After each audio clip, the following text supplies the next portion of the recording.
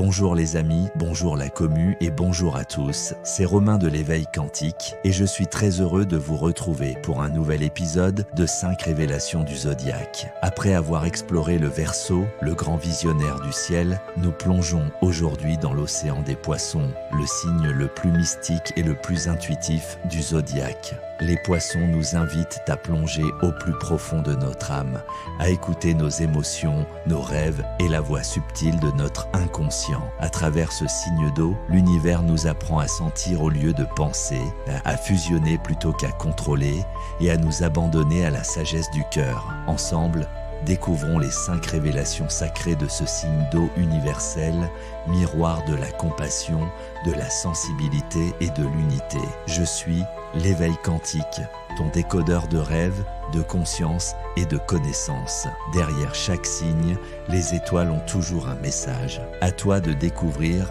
les 5 révélations du tien.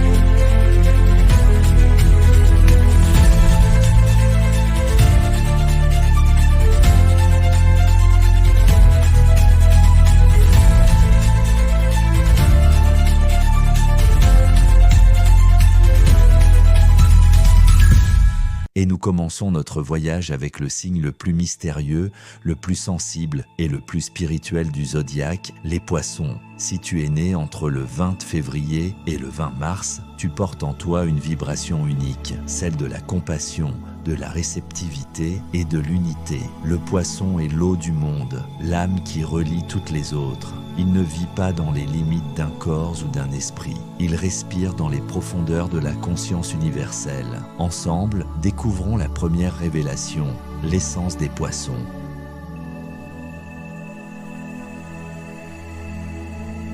Les poissons sont le 12e et dernier signe du zodiaque. Leur période s'étend du 20 février au 20 mars, un moment de l'année où l'hiver s'efface lentement, laissant déjà pressentir la renaissance du printemps. Ce passage symbolise le cycle spirituel de la vie, la fin d'un monde, la dissolution des anciennes formes, avant le renouveau du bélier. C'est le signe du retour à la source, l'eau qui reprend sa place dans l'océan cosmique. Leur élément, c'est bien sûr l'eau, mais une eau illimitée, profonde, sans rive. L'eau des poissons est celle des émotions collectives, du subconscient, de la mémoire universelle. Elle relie tout ce qui vit dans un grand courant invisible. Leur planète maîtresse, c'est Neptune, déesse des mers et gardienne du mystère. Neptune leur confère cette faculté d'entrer dans d'autres dimensions, de ressentir ce que d'autres ne peuvent qu'imaginer. Dans l'astrologie traditionnelle, les poissons étaient aussi gouvernés par Jupiter, planète de la foi et de la sagesse. Ce double héritage leur donne une profondeur rare, la vision spirituelle de Neptune et la bienveillance universelle de Jupiter. Leur symbole, 2 poissons qui nagent dans sens opposés, expriment leur nature paradoxale. L'un monte vers la lumière, aspirant à la transcendance, l'autre plonge dans les abîmes du ressenti, explorant l'inconscient. Ensemble, ils représentent le mouvement éternel entre les mondes, le visible et l'invisible, le rêve et la réalité, l'humain et le divin. Les poissons, c'est le souffle final du zodiaque, celui où l'ego se dissout pour laisser place à l'amour total. Ils portent en eux toutes les leçons des signes précédents. Leur âme a tout expérimenté, la force du bélier, la tendresse du cancer, la vision du Verseau. Et maintenant, elle cherche la paix. Spirituellement, les poissons incarnent le retour à l'unité. Ils nous rappellent que tout est relié, que chaque émotion touche l'univers et que chaque être est un reflet de la même source divine. Le poisson, c'est l'eau qui se souvient de tout et qui pardonne tout.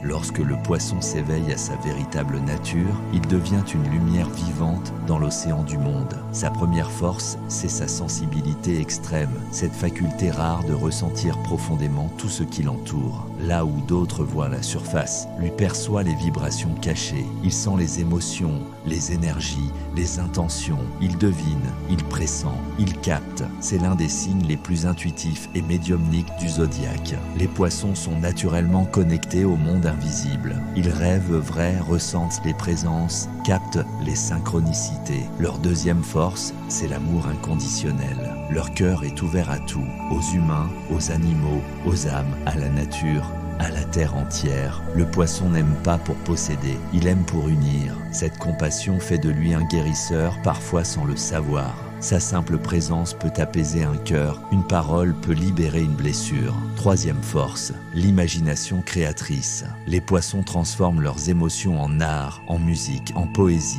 Leur monde intérieur est vaste, coloré, infini. Ils perçoivent la beauté là où personne ne la voit. Quatrième force, la foi. Les poissons vivent guidés par une confiance intérieure absolue. Même lorsqu'ils sont perdus, ils savent, au fond d'eux, que tout a un sens. Et enfin, leur cinquième force, c'est leur lien au divin. Le poisson est un canal. Il ne crée pas, il reçoit. Ses intuitions, ses visions, ses mots viennent d'un plan plus haut. Spirituellement, il incarne la grâce, cet état de réceptivité totale où l'univers parle à travers l'âme. Dans sa lumière, le poisson devient un miroir de l'amour universel. Il nous rappelle que dans un monde en quête de vérité, la véritable force est celle du cœur.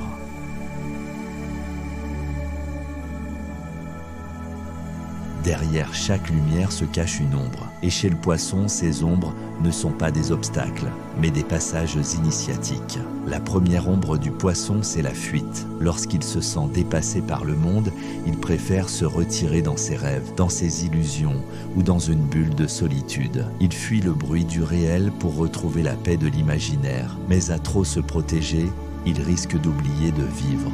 La deuxième ombre, c'est la confusion émotionnelle. Le poisson ressent tout. Les joies, les peurs, les colères des autres deviennent les siennes. Il absorbe l'énergie du monde comme une éponge cosmique. Et parfois, il s'y perd. Il ne sait plus ce qui vient de lui et ce qu'il porte pour les autres. Troisième ombre, le sacrifice. Par amour, il donne sans compter. Il soigne, il console, il pardonne, jusqu'à s'épuiser. Il attire souvent des âmes blessées, pensant pouvoir les sauver, mais en s'oubliant lui-même. Quatrième ombre, l'illusion spirituelle. Neptune, sa planète maîtresse, lui offre une imagination illimitée, mais aussi le risque de se perdre dans le rêve. Le poisson peut confondre son intuition avec ses désirs ou sa foi avec la fuite du réel. Il doit apprendre à discerner la véritable guidance, celle qui vient du cœur et non de la peur. Et enfin, la cinquième ombre, la mélancolie mystique. Quand il regarde le monde et qu'il ne trouve pas la beauté qu'il ressent à l'intérieur, il se replie,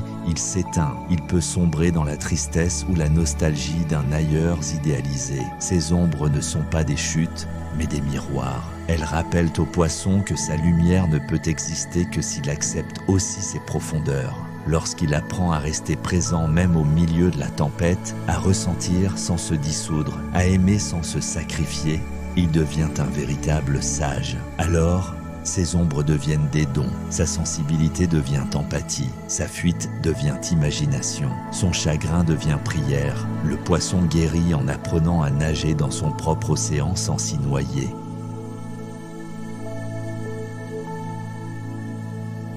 Le chemin d'éveil du poisson, c'est celui du retour à soi à travers la compassion. Il commence par la première étape, l'ancrage. L'eau, pour être vivante, a besoin de rives. Le poisson doit apprendre à poser des limites claires pour ne plus se dissoudre dans le monde. Marcher pieds nus dans la nature, méditer, respirer, se reconnecter à son corps. Voilà ses premières pratiques d'éveil. La deuxième étape, c'est la clarté émotionnelle.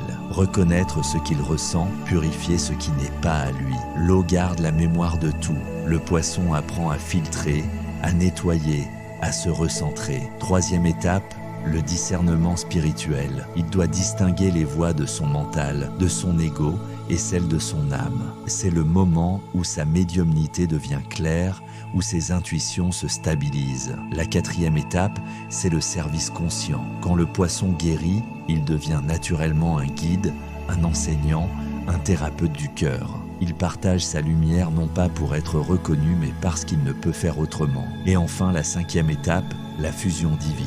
C'est l'état où il cesse de vouloir contrôler la vie. Il se laisse porter par le courant, confiant, serein, en paix. Il comprend que chaque vague, même la plus agitée, fait partie du même océan d'amour. Son mantra intérieur pourrait être « Je ne suis pas une goutte dans l'océan, je suis l'océan tout entier ». Dans cet éveil, le poisson devient un miroir du divin. Son cœur ne juge plus, il embrasse. Son esprit ne cherche plus, il contemple. Il devient un canal vivant de la grâce, un messager silencieux de la paix. Quand il atteint cet état, il comprend que sa mission n'est pas de sauver le monde, mais d'y incarner l'amour. Et cet amour, à lui seul, suffit à tout transformer.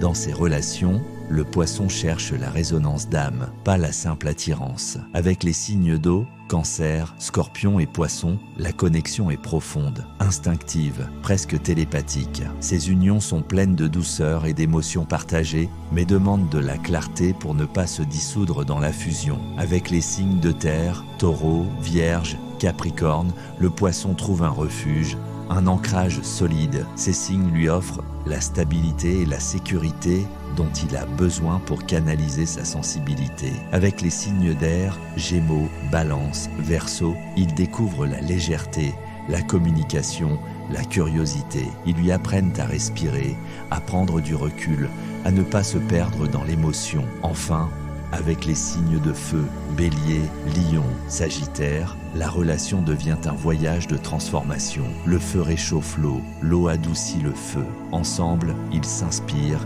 et s'éveillent mutuellement. Spirituellement, le poisson s'entend avec les âmes sincères, sensibles et ouvertes, celles qui vibrent dans la compassion, l'intuition et la vérité du cœur. Il n'a pas besoin d'un partenaire parfait, mais d'un reflet d'âme, quelqu'un qui lui permette d'être lui-même sans masque. Car pour le poisson, l'amour n'est pas une possession, c'est une onde, une vibration, une fusion consciente. Et quand deux âmes se reconnaissent, elles ne s'enchaînent pas, elles se libèrent ensemble, comme deux courants d'eau qui se rejoignent dans la même mer.